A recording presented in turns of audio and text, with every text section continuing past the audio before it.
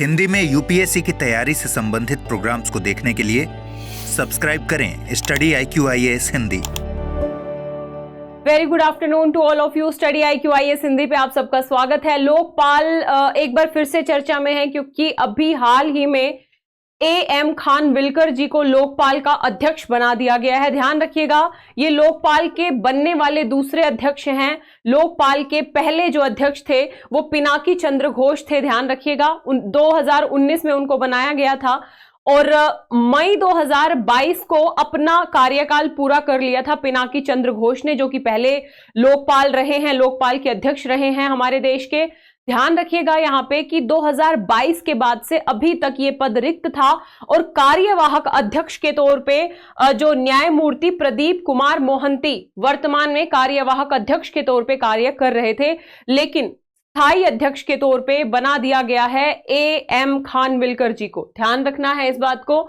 Supreme court के पूर्व न्यायाधीश हैं AM खानविलकर। अब यहां पे हमें ये ध्यान में रखना है कि लोकपाल क्या है, क्योंकि चर्चा में फिर से आ गया है। आपकी प्रारंभिक परीक्षा के दृष्टिकोण से बहुत ज्यादा महत्वपूर्ण है।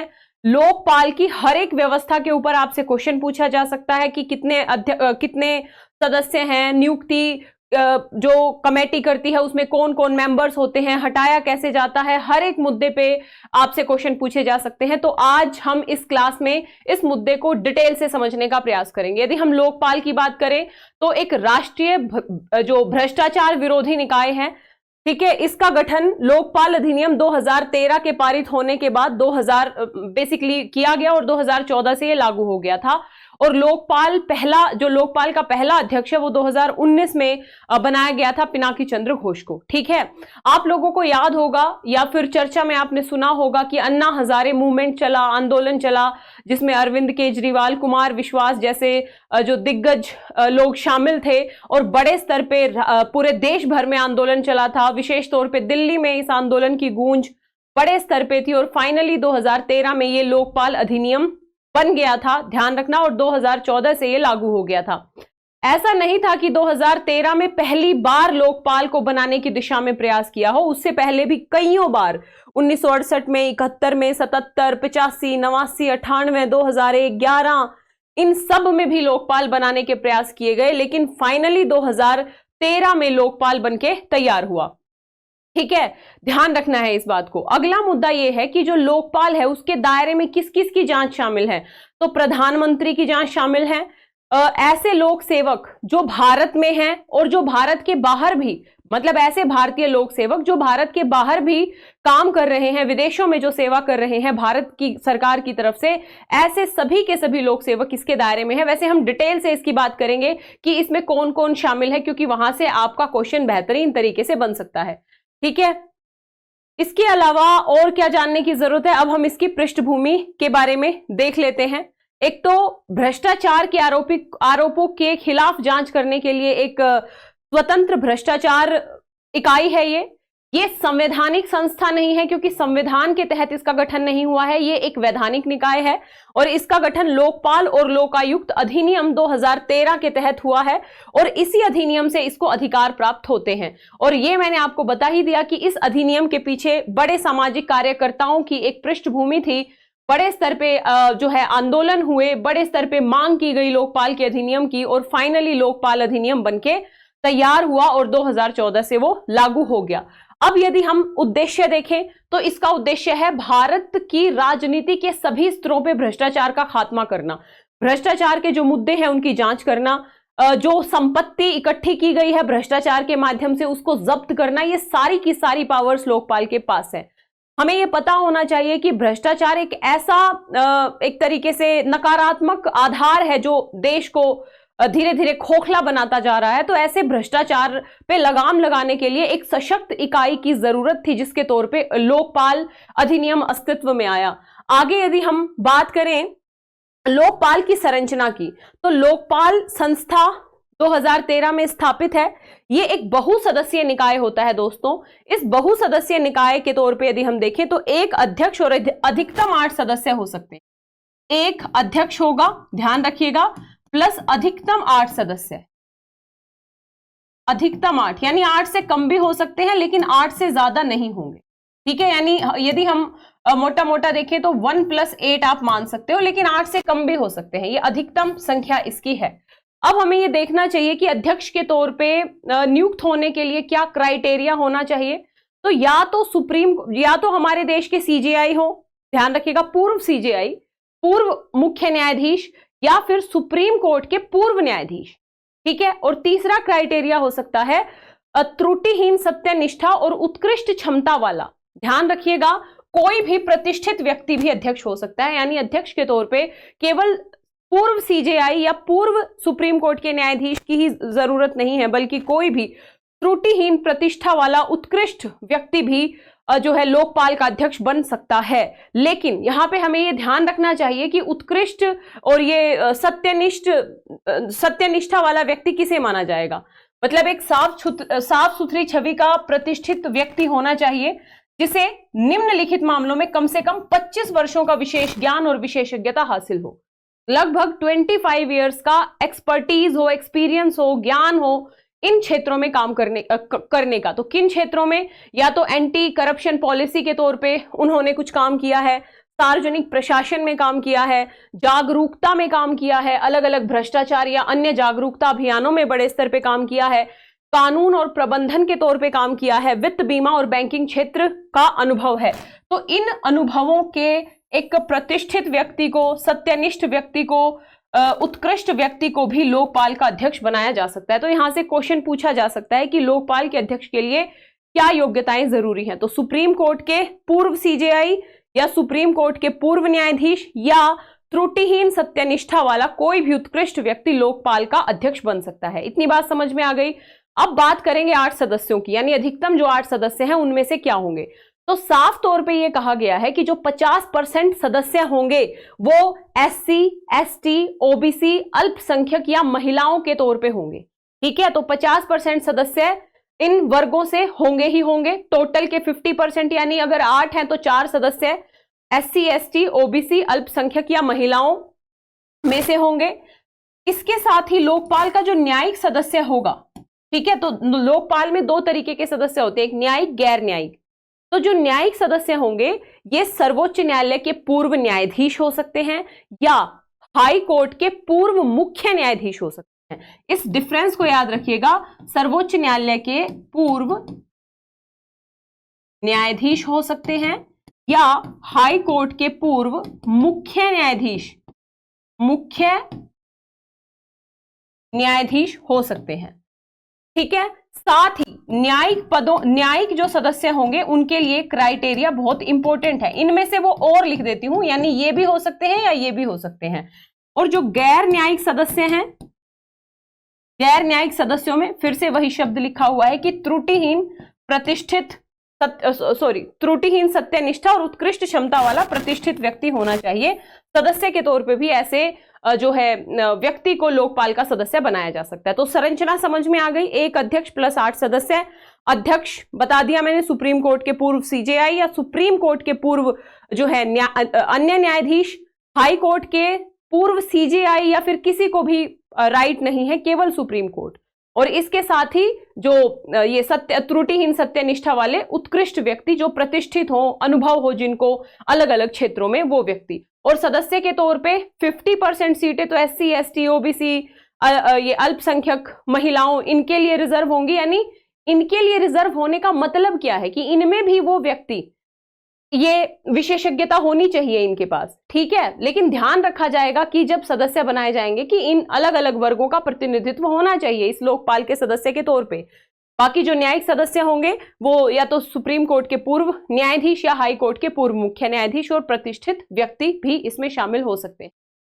अब हम ये देखें कि लोकपाल का जो गठन करते हैं, लोकपाल के अध्यक्ष और सदस्यों को चुनने के लिए, मतलब उनको चुनेगा कौन? तो चयन समिति है। चयन समिति में कौन कौन है तो ध्यान रखना है, यहां पे बहुत इंपॉर्टेंट है। प्रधानमंत्री इस चयन समिति के अध्यक्ष होते हैं और प्रधानमंत्री के अलावा लोकसभा के अध्यक्ष, लोकसभा में विपक्ष के नेता, भारत के मुख्य न्यायाधीश CJI, chief justice of India, या chief justice of India available नहीं है तो चीफ जस्टिस ऑफ इंडिया द्वारा नामित अन्य न्यायाधीश इस कमेटी के मेंबर होंगे। और साथ ही एक प्रख्यात न्यायविद, यानी एक ऐसा व्यक्ति जिसे बड़े स्तर पे ज्ञान हो, ठीक है, ध्यान रखिएगा। यानी हम यहां पे कह सकते हैं कि कौन कौन इस कमेटी में है, तो पीएम इसके अध्यक्ष होंगे, इस कमेटी के पीएम के साथ लोकसभा के अध्यक्ष, लोकसभा में विपक्ष के नेता, ये विपक्ष के नेता पहले नहीं थे, बाद में इसको जोड़ा गया था, 2016 में संशोधन हुआ था, उसमें जोड़ा गया था विपक्ष के नेता भी, लेकिन वर्तमान में विपक्ष के नेता भी इस कमेटी के मेंबर होते हैं। साथ में सीजेआई या इनके द्वारा नियुक्त कोई न्यायाधीश, और सबसे अंतिम में प्रतिष्ठित न्यायविद, प्रतिष्ठित न्यायविद। इनसे मिलके ये कमेटी बनेगी और अध्यक्ष और सदस्यों को चुन लिया जाएगा। इनका कार्यकाल कितना होता है, तो ध्यान रखिएगा, इनकी नियुक्ति 5 साल या 70 वर्ष के लिए, जो भी पहले हो जाए, यानी 70 वर्ष तक ही काम कर पाएंगे और 5 साल ही इनका कार्यकाल होगा। तो यहां से भी पीटी के पॉइंट ऑफ व्यू से ये भी बहुत महत्वपूर्ण हो गया आप लोगों के लिए। तो 5 वर्ष या 70 साल। अब यदि हम इनके अधिकार क्षेत्र की बात करें तो इनको बड़े स्तर पे अधिकार दिए गए हैं। ये प्रधानमंत्री, पूर्व प्रधानमंत्री, संसद के सदस्य हैं, जो मंत्री वगैरह हैं, सबकी जांच कर सकते हैं, लेकिन कुछ अपवादों के साथ। जैसे प्रधानमंत्री के ऊपर लगे भ्रष्टाचार के आरोपों की जांच कर सकते हैं, लेकिन इसके कुछ अपवाद हैं। यदि भ्रष्टाचार के आरोप प्रधानमंत्री के ऊपर अंतरराष्ट्रीय संबंधों के आधार पर लगे, देश की सुरक्षा के आधार पर लगे, सार्वजनिक व्यवस्था के आधार पर लगे, परमाणु ऊर्जा और अंतरिक्ष से संबंधित भ्रष्टाचार के आरोपों की जांच ये नहीं करेंगे। इन सारे अपवादों को छोड़ के अंतरराष्ट्रीय संबंध, सुरक्षा, सार्वजनिक व्यवस्था, परमाणु ऊर्जा और अंतरिक्ष, इनको छोड़ के प्रधानमंत्री के ऊपर लगे हर प्रकार के भ्रष्टाचार की जांच लोकपाल कर सकते हैं। यदि हम अगली बात करें, मंत्री और सांसद भी इसके अंतर्गत आएंगे। तो संसद में कही गई किसी भी बात या दिए गए वोट के अलावा, क्योंकि संसद में फिर लोकसभा के, यदि लोकसभा की बात है तो लोकसभा के अध्यक्ष की पावर होती है वहां पे, उन बातों के अलावा मंत्री और सांसदों पर लगे हर प्रकार के भ्रष्टाचार की जांच लोकपाल के द्वारा की जा सकती है। जो लोक सेवक हैं, जितने भी लोक सेवक हैं, चाहे वो भारत की परिधि के अंदर काम कर रहे हैं या भारत से बाहर भारत सरकार की सेवा में काम कर रहे हैं, इन सभी प्रकार के लोक सेवकों के ऊपर भ्रष्टाचार की जांच लोकपाल कर सकते हैं। साथ ही जो सीबीआई है, सीबीआई पर अधीक्षण करने और उसे निर्देश देने की शक्ति भी लोकपाल को दी गई है। आगे यदि हम बात करें, यदि मान लीजिए लोकपाल ने कोई मामला सीबीआई को भेजा है जांच करने के लिए, तो जो अधिकारी उस मामले की जांच कर रहा है, लोकपाल की मंजूरी के बिना उस अधिकारी का ट्रांसफर सरकार नहीं कर सकती है। यह पावर भी लोकपाल को दी गई है। समझ में आया कि यदि सीबीआई को कोई जांच सौंपी लोकपाल ने, तो जो अधिकारी जांच पड़ताल कर रहा है उस अधिकारी का ट्रांसफर बिना लोकपाल की अनुमति के नहीं किया जा सकता। ठीक है, ध्यान रखना। तो लोकपाल की पावर्स हमने देखी। यदि हम अलग अलग अधिकार देखें इसके, तो ये अनुशासनात्मक कार्यवाही कर सकते हैं। जांच के दौरान जो आरोपी अधिकारी हैं उनके तबादले कर सकते हैं, उनका निलंबन कर सकते हैं, अनुशासनात्मक कार्यवाही कर सकते हैं ऐसे लोक सेवकों के ऊपर लोकपाल। इसके साथ सजा की बात करें तो भ्रष्टाचार के मामले में 2 से 10 साल तक की सजा संभव है। 2 से लेके 10 साल तक की सजा लोकपाल दे सकते हैं।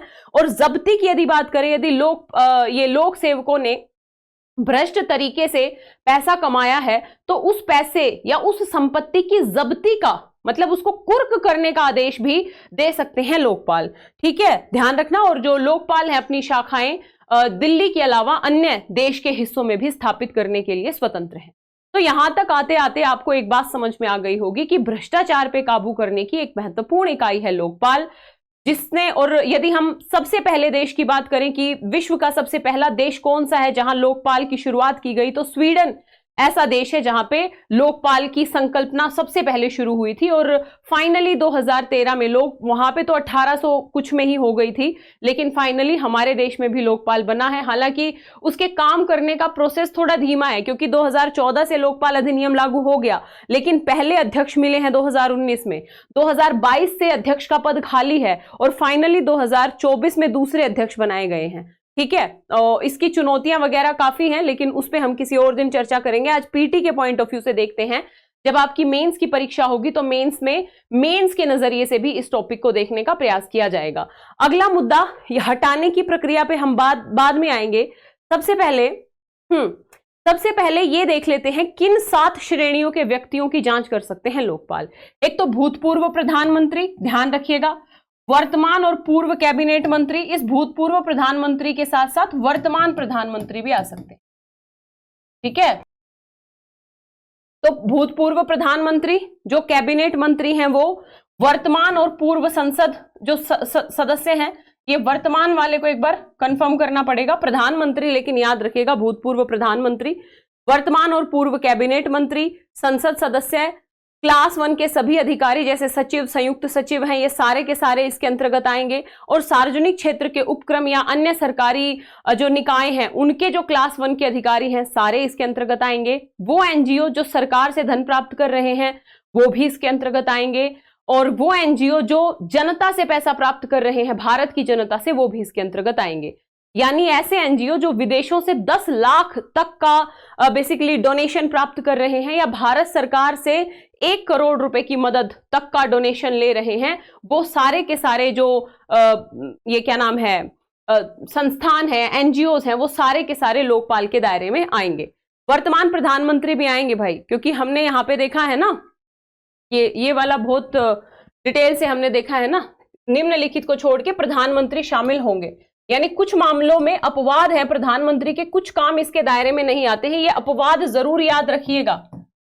पीटी के पॉइंट ऑफ व्यू से ये अपवाद जरूर याद रखिएगा, क्योंकि घुमा फिरा के क्वेश्चन कहीं से भी आ सकता है। तो आपको 5-6 चीजें याद हुई। 1+8 क्या क्या योग्यताएं कहां कहां से आएंगे, कौन कमेटी में होगा जो कमेटी नियुक्त करेगी, इनका कार्यकाल कितना होगा। अब इनको हटाने की प्रक्रिया बहुत इंपॉर्टेंट है, इनको हटाया कैसे जाएगा।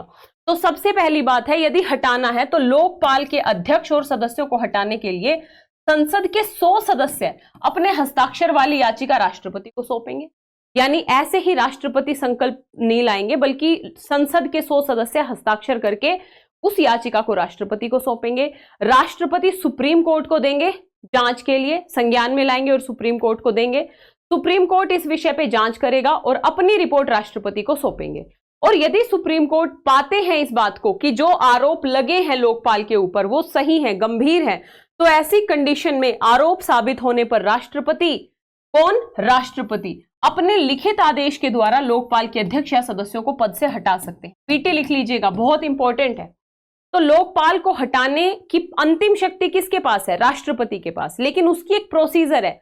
संसद के 100 सदस्यों की याचिका, फिर उसकी सुप्रीम कोर्ट में जांच, और उस जांच के आधार पे यदि सही पाई गई तो फिर राष्ट्रपति आदेश दे सकते हैं हटाने का। लिखित आदेश के माध्यम से अध्यक्ष और सदस्य हट जाएंगे। अन्य दशाओं में भी राष्ट्रपति इन सदस्यों को या अध्यक्ष को हटा सकते हैं यदि वो दिवालिया हो जाए। ये तो फिर सिंपल सी बात है, यदि अपने कार्यकाल के दौरान कहीं और वैतनिक रोजगार में लग जाए, यानी लाभ का पद प्राप्त कर ले कोई, और साथ ही यदि शारीरिक और मानसिक दुर्बलता के कारण अपने पद पर बने रहने के अयोग्य है, तो ऐसी कंडीशन में भी ध्यान रखिएगा हटाया जा सकता है लोकपाल को। तो पीटी के पॉइंट ऑफ व्यू से जितने भी क्वेश्चन बन सकते हैं वो सारे के सारे हमारे कवर हो गए हैं। ये क्योंकि चर्चा में इसलिए है क्योंकि ये जो पद है ये 2022 से खाली पड़ा था, बड़ी चर्चा का विषय है। तो एक तो यही पूछा जा सकता है पहले अध्यक्ष कौन बने, और अध्यक्ष की क्राइटेरिया क्या है, सदस्यों के क्राइटेरिया क्या हैं, और जो है कार्यकाल कितना है, पद से हटाने के क्या क्राइटेरिया है, कौन कौन इसकी जांच में आते हैं, दे देगा प्रधानमंत्री नहीं आते हैं, या ये जो अपवाद हैं इनसे रिलेटेड कुछ क्वेश्चन बन सकता है। तो तैयार रहिएगा इस टॉपिक के लिए।